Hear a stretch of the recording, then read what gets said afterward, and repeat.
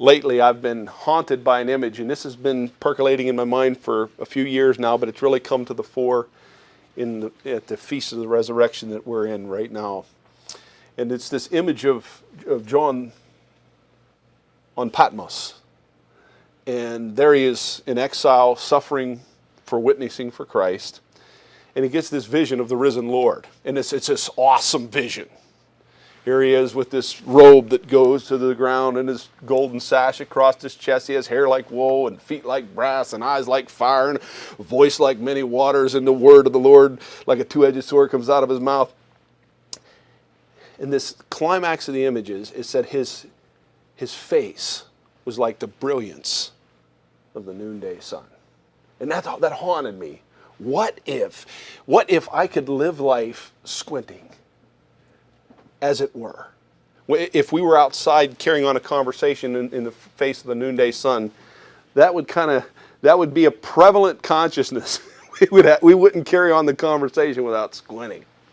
And so the next two images kind of connect and they interface, and they both were birthed in the John's scene at Patmos. The first image is a prayer for resurrection consciousness to Jesus. And it's something I try to pray every time I see the sun. When you see the sun go through the trees, when you see it in the morning, when the sun hits my eyes, I try to pray a prayer, something like this, if I think about it, and I usually try to. And the second piece is one that I say to myself. The Squint is a prayer to Jesus for resurrection consciousness. The next one is going to be called Presevere, and it's connected to that, and it's Gerald talking to himself. Okay.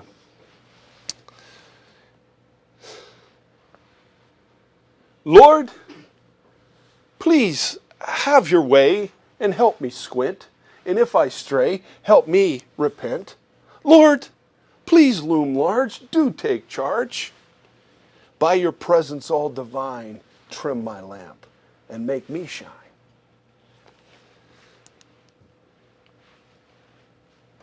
Jesus is alive. Jesus is awesome. Jesus is here. Have no fear and persevere.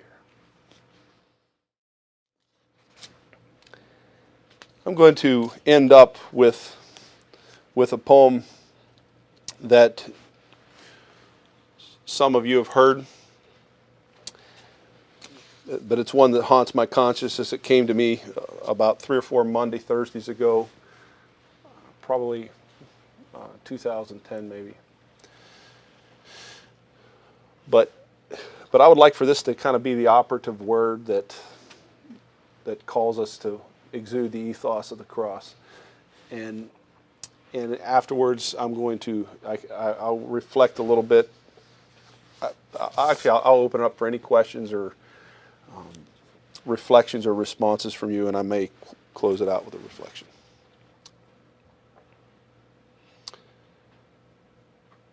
I can't begin to tell you how the King of Kings took up a towel and at my feet did choose to bow and take the posture of a slave to free me from a hellish grave, or how he died to take my sin, or how the Father took me in.